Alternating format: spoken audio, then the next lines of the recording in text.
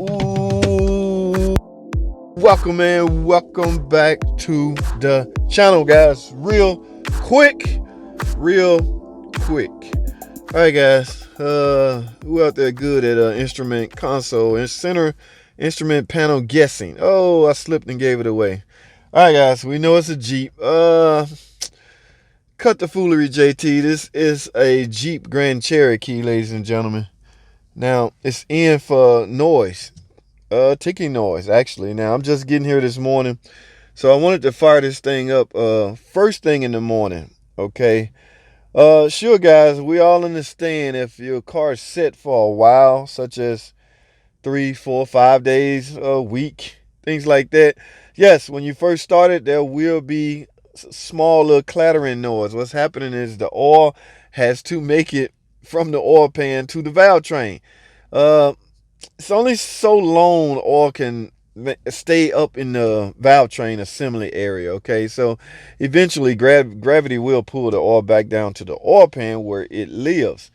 So when you start it, the oil pump immediately start working to disperse oil to the various needed components, such as the valve train assembly. All right, the valve train has to have oil supply, constant oil supply.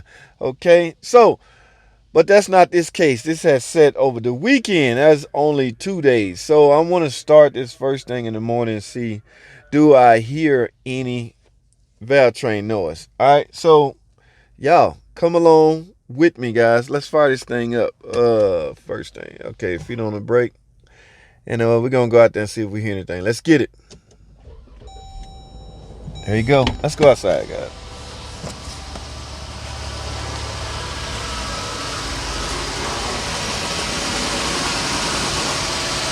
All right.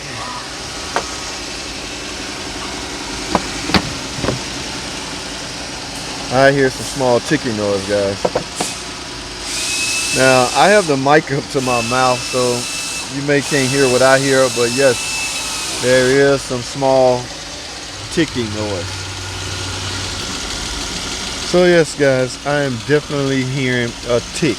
Now, guys, I know I've done countless videos on tickers. One thing I will say when it comes to diagnosis, in order to properly give, not diagnosis, but estimate, in order to give a proper estimate, guys, you have no choice. I highly recommend you tear the engine down. Not so much tear down like removing heads. I mean, you need to remove both valve covers to inspect both sides, bank 1 and bank 2. Okay, that could affect your estimate. You don't want any surprises. Now, because I'm not hearing a hard thud tick, I personally suspect the cams are okay, but I wouldn't really go by that. Especially when you're dealing with people's money, man. They want to make sure you're right. Last thing a customer wants is another phone call from you saying, we need $300 more. Your cam lobe is ate up. So I highly suggest, in order to do a proper estimate, okay, the diagnosis is fairly obvious. Okay, there's a tick in the valve train, and knowing the history of this engine, you suspect a rocker arm. So, but in order to give a proper estimate, you want to find out the conditions of how many rocker arms you need, first of all. And now some people will argue to replace them all, and that's not a terrible argument. In fact, if you're over 100,000 miles, you might as well replace them all. I go even a step farther and suggest you do cam phasers. Yes, I threw the cam phasers in my suggested 3.6 repair, simply because there's no change time interval on a phaser, and they could fail in numerous ways and cause you all kinds of problems that are hard to pinpoint.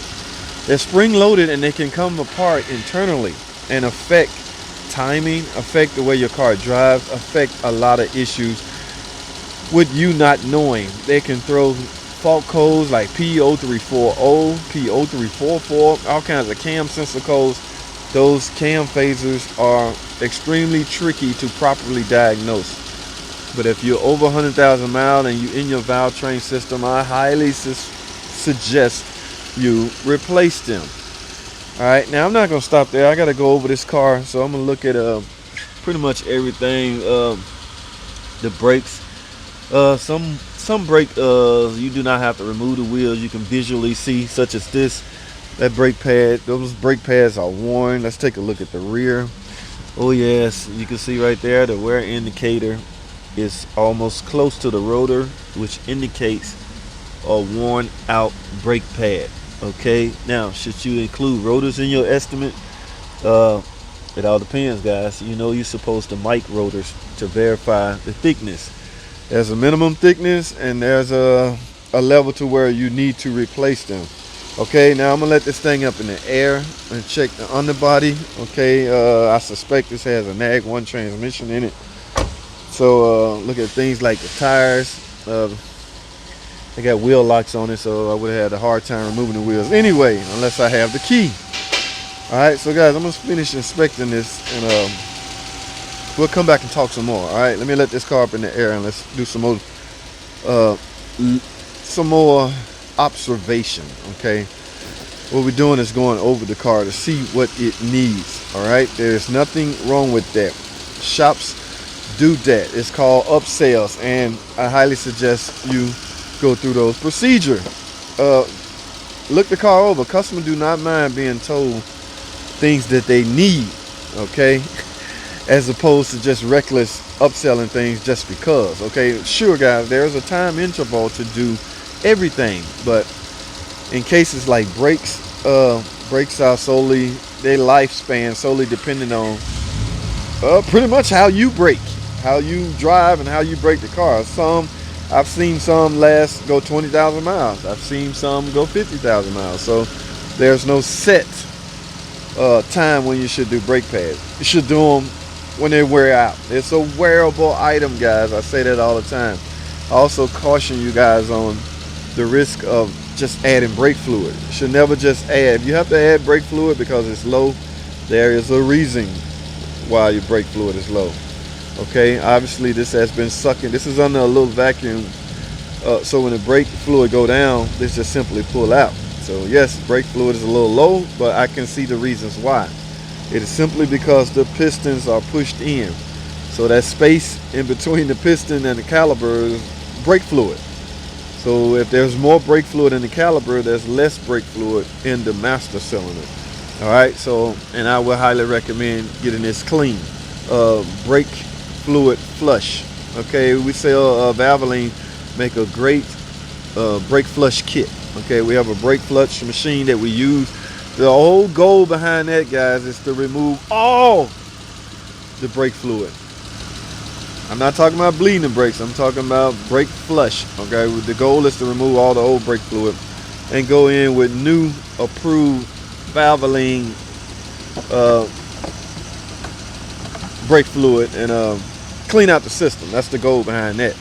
Okay, we're talking power steering. I mean, some cars in particular, this one may not have a power steering, a pump, an external pump. It might be an electric power steering. All right, so now there is fluid, there is electric power steering fluid in it. Okay, now they have not yet created such a service for electric power steering. All right, but I'm sure give them time, they will. All right, so I will check the fluid level in that. If you don't see any leaks, that's likely the fluid level is likely still the same. So for now, guys, let me get this thing in the air. Yeah, the ticking's starting to become more and more regular.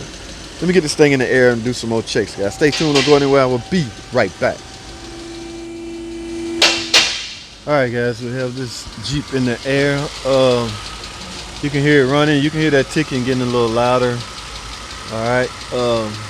Yes, the 3.6 Pentastar engine, and this Jeep is equipped with the infamous 8-speed Chrysler ZF version transmission. All right. Yes, this transmission is, I wouldn't say bulletproof, but they seem to be hanging around a lot longer than its predecessor. I think what used to go in here is the nag 1 transmission. The nag 1 wasn't that bad, guys. It's only 5 years. 5th gear is all you can get. So I guess the newer cars are coming equipped with 8 and 9 speed transmission. So basically that 5-speed nag was a little updated. All right, not that it was a bad transmission, but yes, this is equipped with the Chrysler's ZF version of the 8-speed. Now this is not a 4-wheel drive, so there is no transfer case right here. All right. Also, guys, don't forget your differential. It requires service also. Very important. A lot of people sleep on this. Real easy also. Drain, refill somewhere around here. Yes, right there. So that is very important. We've already took a look at the brakes, and as you can see, the brakes are worn out, 100% worn, I'd say. All right, so ain't much going on under here. Now, as far as servicing the transmission, I'm not sure if this transmission is still under warranty. I'm highly against it if it's under warranty. If it's out of warranty, yes, there's nothing wrong with a service, even though Chrysler called this a feel for life unit. I see no problem with servicing this transmission. In fact, I discussed that in this video right here. Go watch this video right here, okay? And I've also been assured that Valvoline multi-car transmission fluid is approved for use in this ZF transmission. All right, approved by ZF, that is. All right, like I said, if it's under warranty, I'm against it. You out of warranty, I see no problem with you servicing. And what I mean by service is you drop the pan. Now you can't replace the filter. Well, you will have no choice. You're gonna get a whole new pan, and the filter is integrated into the pan. Okay, so if you get a transmission pan, you're gonna automatically get a filter.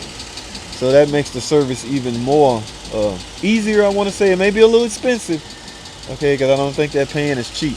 But in order to service this, now as far as drain and refill, there is a drain plug right here, so you can drain it and go in. And this is the only entry port to the transmission. All right, to refill it up, I'll go over in another video the proper procedure in order to fill this transmission up, because temperature plays a major role in filling it up properly. That's the key word, properly. You want to make sure fluid is in all the gears, clutch packs, and things like that. All right, guys, so last but not least, I'm about to go on a test drive. I've done upper vehicle inspection and below vehicle inspection, and that's what I highly suggest you do in the event you are doing a used car inspection. These tires, that is worn out. There's no thread in between that. I will recommend some tires. So let me let it down and let's go on a test drive, guys. Hold tight, stay with me, I'll be right back. Well, all right, guys, thanks for staying with me. Thanks for staying tuned. I am about to get on the road and test drive this car. So I do not want to be filming and driving. So with that being said, let me go on a test drive. What I'm looking for is a couple of things, guys. Shifting points, how well they shift, the drivability. I'm gonna come to a stop, hard stop, and see if it tries to stall out. I'm checking for drivability issue and shifting issues. That is one of the main things you should be checking for when you test drive a car. Okay, now from that takeoff, I felt this is a 8-speed transmission, guys. You want to go through all 8 speeds. Okay, so if that requires getting up to 40, 50, even 60 miles per hour, I suggest you do that, which probably means you may have to get on the expressway to accomplish that goal. All right, as far as drivability, make sure you drive up a hill. What you want to do is simulate a load, how well the car drives under a load. You want to simulate all driving conditions. Freelance driving, driving under a load, how well it handles during turn. Do you hear any noises during turn? Any clicking noises? You want to get everything addressed. You want to go through the complete drive cycle, guys. Okay, as far as fault codes or computer, yes, I suggest you scan the computer. I have already done that. There is no fault codes in the engine or the PCM. So the computer got that part covered for me, but I will verify it myself utilizing a test drive. Okay, all right, guys, I'm getting into the heartland of the traffic, so I'm gonna shut the video down. We'll talk some more when I get back to the shop, and I will proceed with my estimate. All right, so stay tuned, don't go anywhere. I will be right back.